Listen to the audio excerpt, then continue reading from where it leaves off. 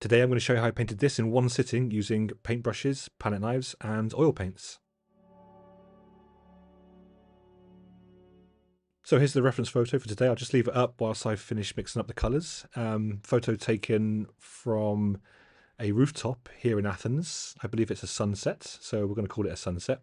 I can't remember who gave me the photo, but I've had it for a while and I thought now was the time to go for it and paint it. So colours are titanium white, cadmium yellow light, cadmium yellow deep, cadmium red, ultramarine blue, burnt sienna, and my medium is Gamblin solvent-free gel. So I'm just starting up by mixing a batch of colours, and I'm going to go for a slight bit of purple there. That's cadmium red and ultramarine blue with a touch of white. So I'm going to keep things fairly simple today. This painting took me about 30 minutes, and you're going to see me complete it in one sitting. And I like to mix up the colours first, just to get an idea of what's going on, and it does sort of help me out. And it also keeps the colours clean as well. I don't have to sort of keep dipping my paintbrush or palette knife into the colour mixes at the top there. It just keeps things clean, and I'm wiping the small palette knife as I'm picking out the colours. Well, sometimes. A lot of warmth in this picture, so I'm just playing around with mixing up some basic colours.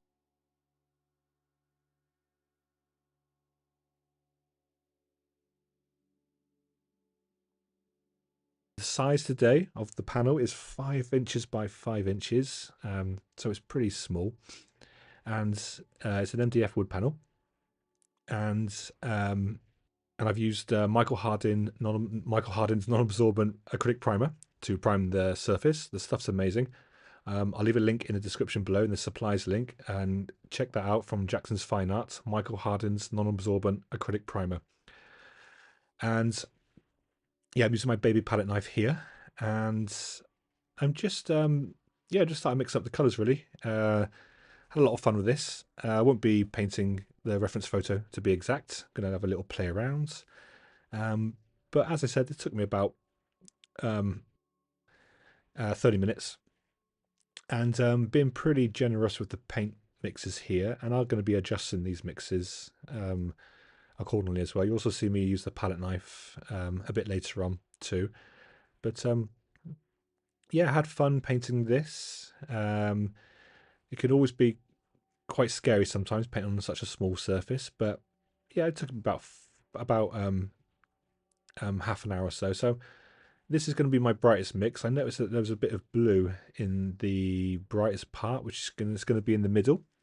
So I'm going to start. I won't be starting with my darks today. I'm going to add that in later. Reason being is I don't want to. I use like 2 brushes for this painting. So this is a 4, I believe. It's an ivory flat 4. I'll leave a link in the description below. They're from Rosemary and Co. Amazing brushes. And I'm just starting with like the mid-tone. I kept things really simple in this piece, and I'll be adding in that darker mix shortly afterwards, after I've laid in the orange mixes here. But yeah, nothing complicated, really simple. Just played around with brushwork, blending techniques, palette knife, bit of impasto. Techniques will be coming a bit later, but just, I love the reference photo, and keep my eye on the reference photo quite a lot, but not sort of drawing and painting everything I see from the reference photo. But these brushes are great for this type of painting. I saw some really nice, these sort of wispy clouds with hard and soft edges, and these brushes are awesome for capturing those kind of like thin cuts of cloud. So just lighten up the mix a little bit, kept it very vibrant, and just jumped straight in. Really, I didn't really do anything complicated, like putting down a thin color and then making the sort of paint thicker and layering on top. I just went for it really, and just um, most of it just sort of finished. I sort of completed the painting in one go, but just by doing this and just covering the white really. Um, and I did a bit of mixing on the panel itself in some areas, which you'll see later. But no, I just kept it really simple. A lot of paints, and this surface is amazing for. I mean, nothing gets absorbed into the surface. It's just it's really punchy colours. Nothing, no oil paint seems to get like sunken into the surface with this primer. I absolutely love it, and yeah, it just works a treat really with my technique. So same mix again. Not much of that medium. The Gablent solvent-free gel, just a little bit, and I'm beginning by adding in the lighter part now. What a thrill it was! Really keeping those colours really punchy. As I said, I used I think two brushes and then one small brush for a small bit of detail, which it didn't last very long. I just chucked in some there, but this paint is a little bit thicker there. But yeah, another brush for um, the part in the middle. Yeah, two brushes mainly. I kept these brushes really clean. What you don't see me do, not now, but shortly, is to if I'm going from warm to cool color, then I will wash the brush in with water. In water, I have a jar of water on my right, and then I will dry the brush really well. Because I don't want to use 15 brushes in a painting session. I'm just lazy. I don't know if I'm not lazy, but yeah, I just keeping it simple. Water mixed oil paints are amazing. I don't use water really to dilute the paint. I can do a little bit, but I use that Gammon solvent-free gel to thin down the paint. Or any medium is fine, to be honest. Liquid is my favourite, but again, it's toxic. It's like, I'm not using mineral spirits in the studio. I'm not using anything toxic. I love liquid, and I will be using it in the future, but I will be painting outside with liquid, um, and perhaps mineral spirits. But my studio is in the house. Um, so what I said about cleaning the brush, what you didn't see is I cleaned this same brush here, and I just begin by adding in a bit of purple. But I think I'm going to adjust it more to the red side slightly in a minute, just to keep it a bit warmer. But I didn't want to go too dark. I mean, it's a small painting. I don't really like dark paintings. Yeah, there you go. I've added a bit more red there, just to blend in slightly. The consistency was probably about the same, so I had to be careful with. I didn't want it to be sort of become mucky. Um, but yeah, I just added in a bit of blend, which I liked in the reference photo. A sort of deep red color really lent itself well, and also I'm going to be adding in that cool blue mix, so you can see on my palette, which will sit really nicely with that orange in between the orange sky there.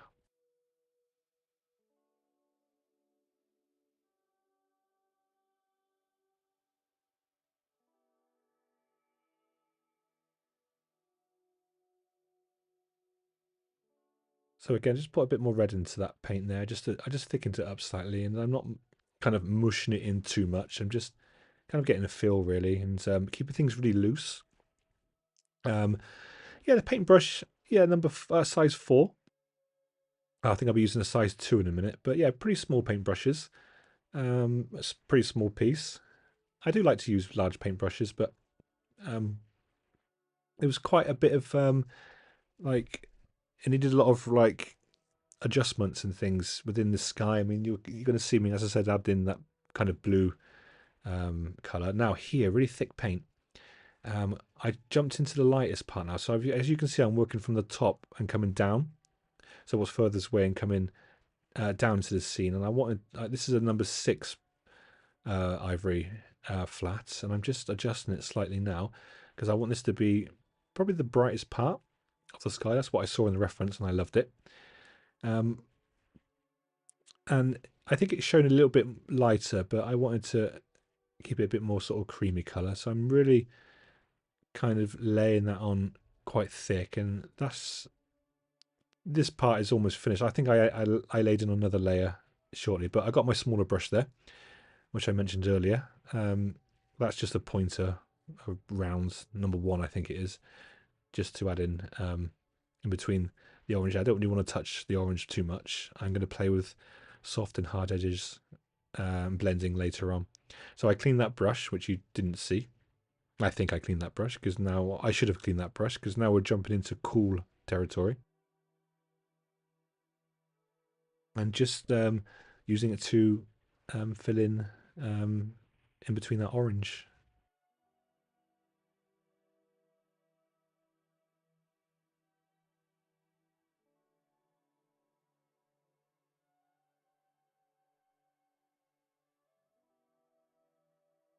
And yeah, I'm working fairly fast in some areas. I think when you're working in this sort of technique, which is, I don't know how it can be named, expressionism, sorry, impressionism, being expressive, abstraction with hints of realism. I think in some areas I'm really kind of not, focusing too much on detail.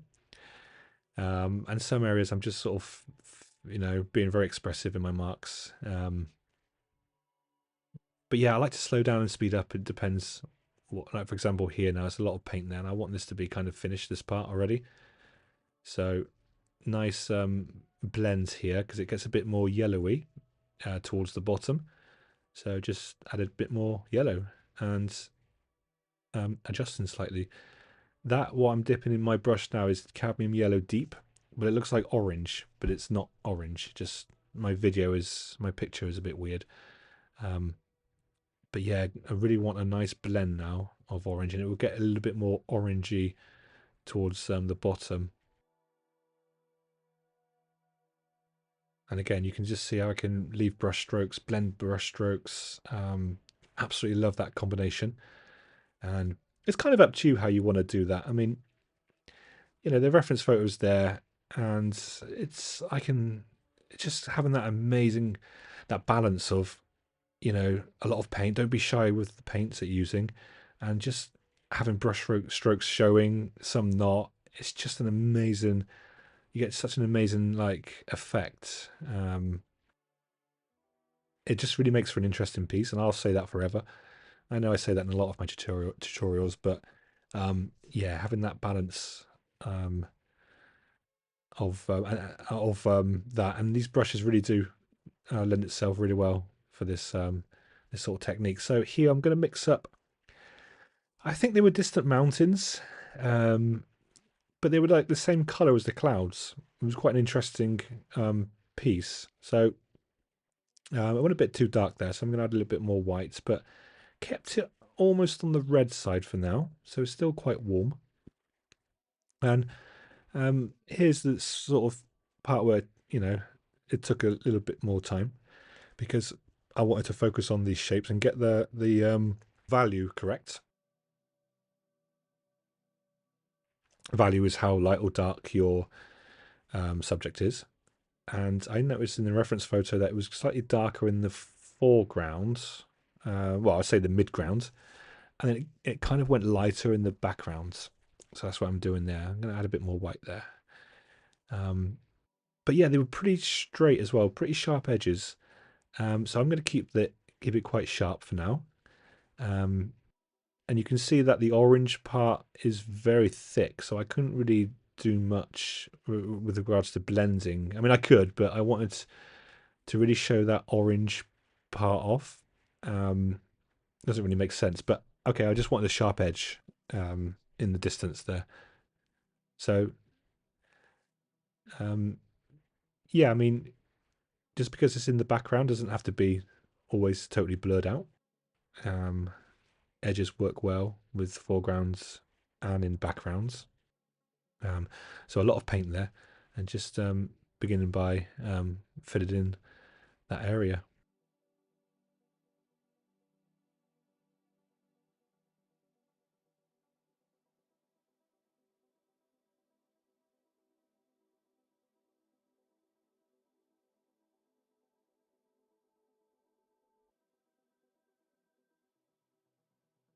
So if you didn't know, this is a random kind of voiceover. So I painted this yesterday after spending the day with my daughter, and I don't know if you know, but hanging out with a 2-year-old is absolutely exhausting. But obviously, I love it. It's not called babysitting when it's your daughter, when it's your kid. Um, but yeah, after I spent the day with her, I thought, okay, I've still got some energy, and I'm gonna paint. And that's exactly what I did. Felt pretty good. Felt strong. And just took my time really and just sort of stepped back a little bit from the painting. And yeah, it took me about 30 minutes, but if you include the cleanup and the stepping back, it was more like 40 minutes, which is still pretty good. Don't want to spend too long on paintings. Um, that is, I believe, the road to overworking things. So here I'm just filling in with that a little bit of light and mix, some clouds. It's almost like a purpley colour now, which works really well next to yellow, because yellow is the complementary colour to purple. And if you can get your complementary colours within the painting, then it just makes a really great sort of interesting piece and more like harmonious, and it just works really well, especially with a limited palette. I'd say my palette is quite limited. It's got 2 yellows, a red, a blue, and a brown, and a white. It's pretty limited.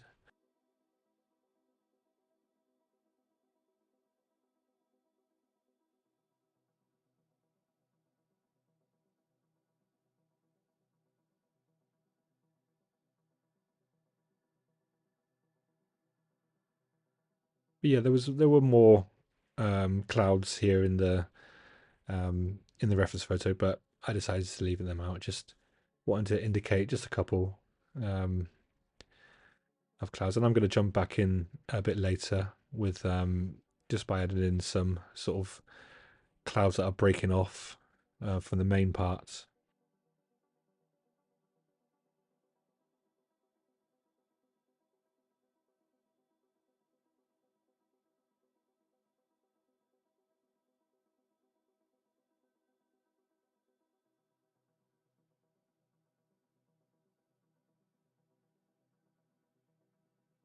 Okay, I'm just pinching some of that titanium white there, and I'm not sure why. Oh yeah, I wanted this to be lighter.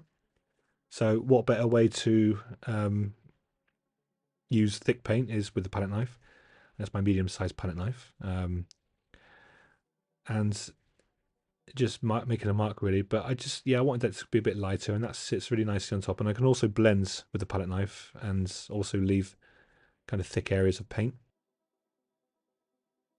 But yeah, these wood boards really do lend themselves. I mean, it really does work out really a lot easier using the palette knife because it's just wood. It's just so durable, and you can really move the paint around and really sort of work the paint um, in without worrying like it's going to rip or something. Like you're working on the canvas, and they're just sort of solid. So they're so sturdy. And you'll just see me dance around a little bit. I never sort of stay in one spot at a time. I'm just here dancing now with my finger, not over blending too much, just lightly blending in some areas. I don't want to mix that blue into the orange to create a mucky color, because that would usually is what happens. I know it's a light blue, but usually if you mix your colors, your complementary colors, they'll go a sort of grey brown color. So I have to be careful of that. I'm just scratching in some areas now, and what am I doing here? I'm going to start laying in the city foreground. So this was Athens at night, and I'm just using a lot of paint here, using the same mixes to keep it all kind of like complementary. And I just mix in more of that burnt sienna there and some more blue because I want it slightly on the cool side, but I think I amend it later. So yeah, a bit more blue there, and it's a bit too cool for me if I remember correctly. But I lighten it first, and the aim is to um, add a lot of abstraction now with mostly the palette knife. But the aim was to go darker right in the immediate foregrounds, and then it kind of goes a little bit lighter. As you can see there, I'm leaving the white part. That's going to be um, slightly lighter. So this isn't black. This is kind of like a mad mix of all most of the colors on the palette. But that's what I saw in the reference photo. So it kind of like they were very similar, like a almost like a mocha color, like a warm sort of mocha color, but lots of like shifts in values. And I think I lightened all this up um, shortly, but yeah, I wanted to keep this really loose. I usually like to use a lot of kind of texture and palette knife work in the immediate foreground. But here, same mix. I'm just going to begin by lightening it up now. And I got a smaller palette knife there because it's a smaller area to cover now. And here is this nice little mountain that kind of um, um, was there in the picture, which I liked. And I just begin by creating a city really with a palette knife and lots of paints and different pressures with the palette knife, scraping away like I'm doing there, just to reveal some highlights and moving paint around. And I can adjust all this slightly. I think I adjusted that because it looks a bit kind of round. But yeah, I love getting all that information in a really abstract way, and it really sort of stands out in the in the foreground there. But slightly unpredictable. But I've got an idea of what I'm doing. I think there's definitely madness in my method, or method in my madness, but a lot going on, and it's just so much fun as well. Like using both palette knife and paintbrushes in the same painting really does. You do get the best of both worlds, especially in this kind of way of working, which I just love.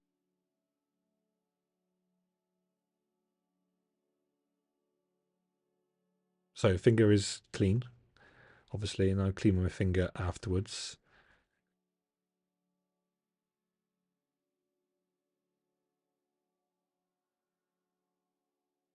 So if you made it this far into the video, then thank you so much for being here with me today. And I should probably let you know that I do have Patreon, where I offer exclusive behind the scenes content, things that I don't share anywhere else around the internet. I have access to downloadable resources. I have about 20 tutorials on there now that are ad free. I'm slowly building up a community, which I'm really happy about. And I'm also offering light feedback on your paintings, along with other things. If that's something that you're interested in, then I'll leave a link in the description below, and I hope to see you there.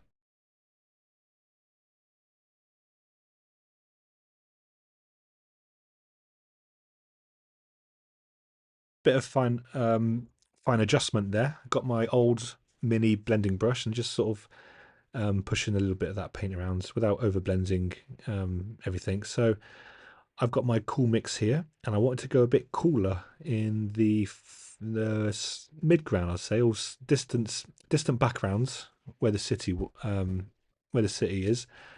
Um, I felt like it was a bit sort of drab, a bit sort of too grey, so I wanted to add a cooler kind of highlight in that distance there.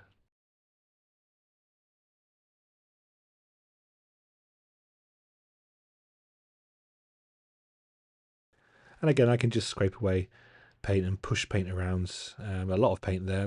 This would take ages to dry, but it's fine. I'm not in any rush to get my paints to dry. Um, yeah, you can really have fun with this all this kind of paint that gets moved around, but try not to spend too much time on it.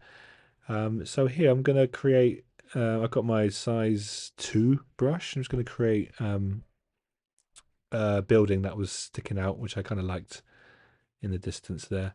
I'm actually holding my other hands, just to balance myself out a little bit, just to balance it, just so I can get the detail there without slipping up,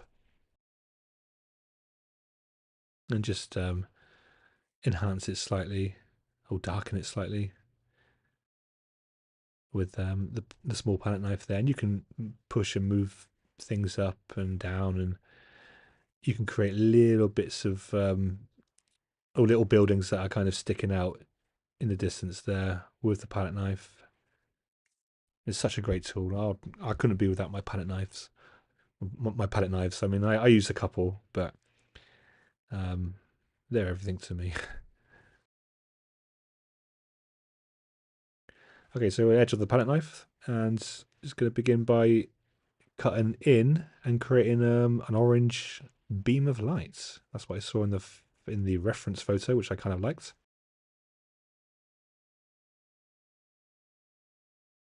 Another beam of light. You can really get carried away with this. Like, if you're going to use the palette knife, then I suggest that you use both paintbrush and palette knife, and mostly use the palette knife towards the end of the painting.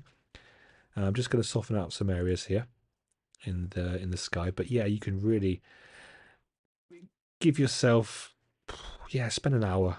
If it's your first time using palette knife, then use the paintbrush, create the picture. Don't worry about anything.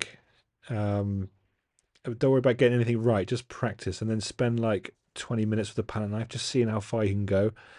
Um, use a lot more paint, perhaps in the foreground, and a little bit of paint in the background, and just really use the edge of the palette knife to create kind of like lines of paint, and blend with the palette knife, and use a couple of sizes.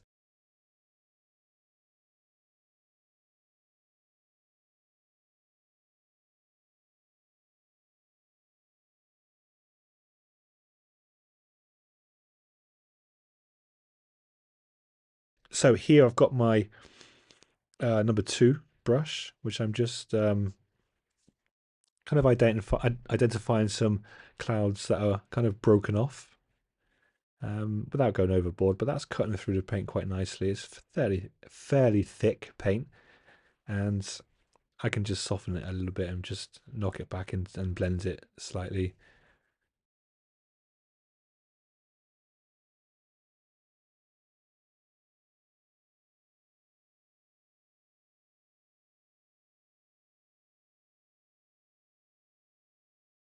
And here, for example, the mini palette knife, just to identify some more yellow parts through that orange.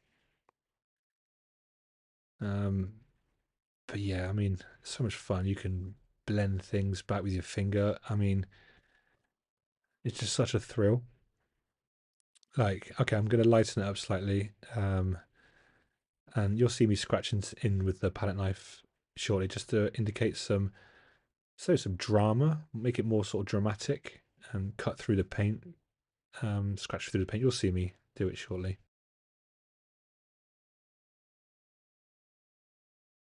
I'm going for, okay, I went a bit towards the pinky side, which you'll see me do in a minute with that mix, more like the coral side. But it kind of looked kind of a bit pink, and I didn't want to do too much of that in this painting. But there, for example, see, it was a bit, it laid out, went on a bit thick there, and it kind of changed the tone a little bit. But I can knock it back. There was all sorts of warm colours in this sky mix here. Not saying it's a mistake, but it's personal preference. Like, it's so forgiving, or oil paints are so forgiving, um, especially if you kind of start thin and then add kind of thickness around it. But yeah, you can do anything. I mean, I can just scrape it all away if I wanted to. I'll still be left with like a stain of warmth. But here now, look, I can just scratch away now, and just reveal some highlights. So much fun.